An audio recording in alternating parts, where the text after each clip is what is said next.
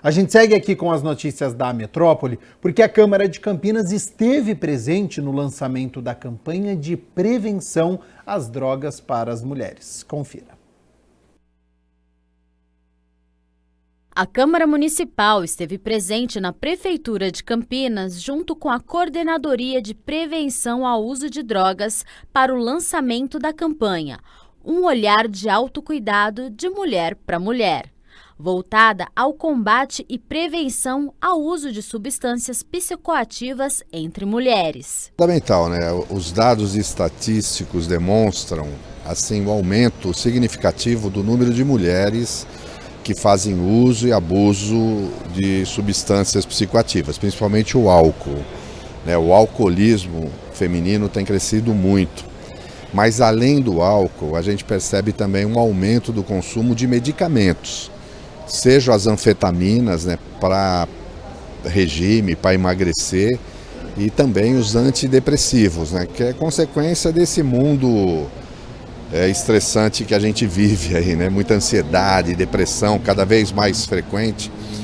Então eu acho que o governo, através da Coordenadoria de Prevenção às Drogas, né, a Secretaria de Gestão de Pessoas da Prefeitura, desenvolveu um programa voltado para o cuidado da saúde das mulheres, né, fortalecer as ações de cuidado, de prevenção, de orientação, de conscientização e eventualmente até de tratamento, é fundamental, né? Eu acho que é uma realidade que está aí, que precisa ser enfrentada. É de extrema importância, né? Nós sabemos que tem aumentado o uso de substâncias psicoativas entre as mulheres, né? Talvez a pressão do mercado, a vida atual, que é muito difícil para a mulher conciliar família, trabalho e toda a cobrança da sociedade, né? Então, a gente sabe que esse número de uso, principalmente do álcool, tem aumentado muito. Ela tem como objetivo promover o autocuidado, incentivar o autocuidado para a mulher, aquela mulher que usa álcool ou outras drogas.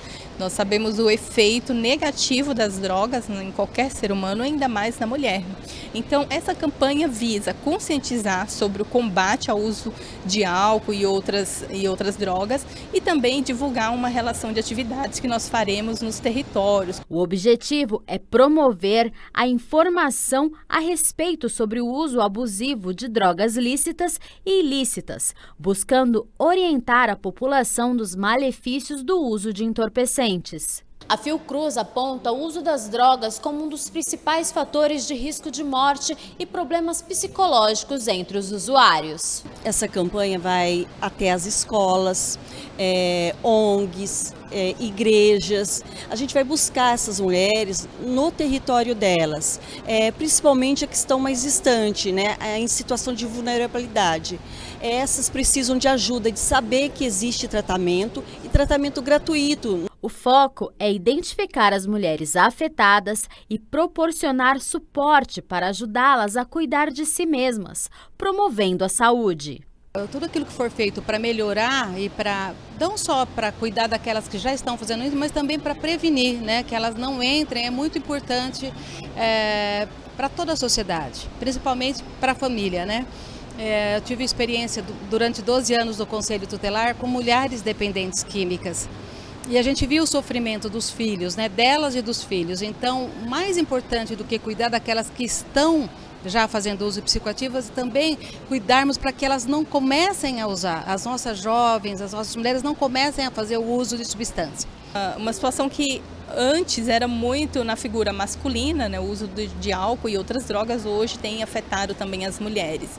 E nós precisamos nos unir enquanto mulheres, né, fortalecendo umas às outras e incentivando a esse autocuidado, a essa prevenção.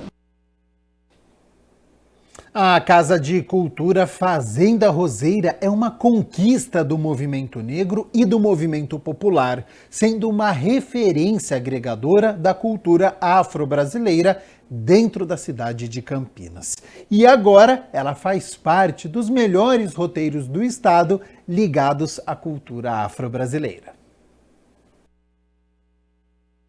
A Casa de Cultura Fazenda Roseira está entre os 10 principais roteiros atrativos paulistas ligados à cultura afro-brasileira, de acordo com uma publicação especial da Secretaria de Turismo e Viagens de São Paulo. Isso para a gente foi um grande presente, né? Porque isso, na verdade, também é um resultado de um trabalho que nós realizamos aqui em Campinas há algum tempo, de valorizar essa cultura afro, que também é um componente importante da nossa oferta turística. Então, a Fazenda Roseira foi um piloto de trabalho que nós realizamos em parceria com a comunidade, que gerou a estruturação dessa opção, né, desse produto turístico. E evoluiu, né? Evoluiu. Foi uma semente que germinou e que também se desdobrou em outros roteiros. Hoje nós temos também o roteiro afro, que é além da Fazenda Roseira, né? E outros grupos que também desenvolvem, né? Como Rota Afro, que desenvolve roteiros também na cidade com o mesmo tema. Para nós da comunidade João Godito Ribeiro é uma felicidade imensa estar representando a nossa cidade, que faz esse ano 250 anos, né, dentro do destaque de ser uma das 10 cidades paulistas que tem roteiros afros especializados. Eu acho que a gente, há desses 16 anos aqui na Casa de Cultura Fazenda Roseira, a gente tem se dedicado a implementar esse roteiro para que ele seja cada vez mais acessível para crianças a partir de 3 anos de idade, até qualquer idade, com diversas modalidades, e poder ter esse destaque nos deixa muito felizes. O local recentemente sofreu atos de vandalismo que preocupa o Estado. O vandalismo é uma situação muito delicada, porque nós, obviamente, estamos atentos e tomando todas as medidas preventivas para que isso não aconteça. Mas a gente sempre vai estar sujeito, em algum momento, a esse tipo de situação. Mas o próprio reconhecimento, o próprio destaque, a própria valorização já cria uma situação de maior apropriação, né, do bem, né, pela comunidade de uma forma geral, né? Então é um trabalho que também ajuda no sentido da preservação, né, e dessa apropriação da comunidade do bem. A Casa de Cultura Fazenda Roseira é uma conquista do movimento negro e do movimento popular. A Fazenda Roseira, né, é um importante espaço da região noroeste da nossa cidade, e que a comunidade do entorno, desde que quando começou o processo de passar para a Prefeitura Municipal de Campinas, a partir da organização da nossa comunidade João Godito Ribeiro, vem cuidado desse espaço. Esse ano, agora em outubro, a gente vai fazer 18 anos aqui na gestão da Casa de Cultura Fazenda Roseira, em parceria com a Secretaria Municipal de Cultura e com a Secretaria de Cultura, que muito nos apoia, e aqui também acolhe o primeiro centro de referência do jongo do estado de São Paulo. Por aqui são realizadas ações educativas abordando cultura, história, mitologia e também o meio ambiente a partir de uma perspectiva afro-brasileira. É um trabalho que a gente tem, né, pautado nas minhas pesquisas de doutorado e mestrado, que já tem esse enfoque sobre a matriz africana no Brasil, a matriz africana diaspórica, e aqui em diálogo com outras disciplinas e áreas da ciência e notórios saberes, a gente consegue fazer uma ponte concreta, pedagógica e real para toda a comunidade.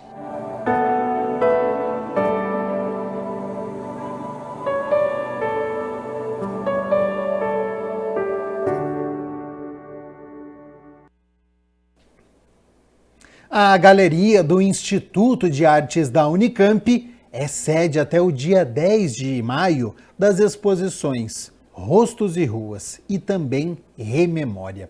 As mostras utilizam fatos e pessoas reais como ponto de partida para tratar de temas relacionados à violência. A primeira exposição retrata o cenário urbano nas cidades brasileiras, enquanto a segunda utiliza retratos de vítimas da ditadura militar brasileira, provocando uma reflexão sobre esse período da história do nosso país. Rostos e Ruas, de Leonardo Led, apresenta um conjunto de gravuras impressas em papel. A exposição traz como referência o contato do artista com a população de rua, o futebol, as viagens de bicicleta, a pobreza e a violência na Zona Sul de São Paulo. O elemento principal na série de trabalhos é a figura humana, registrada em tamanhos variados. Quem visitar a galeria do Instituto de Artes da Unicamp também vai encontrar a mostra Rememória, que resgata as lembranças de pessoas torturadas e assassinadas durante a ditadura cívico-militar no Brasil. Uma roda de conversa entre os artistas e o público marcou a abertura das exposições.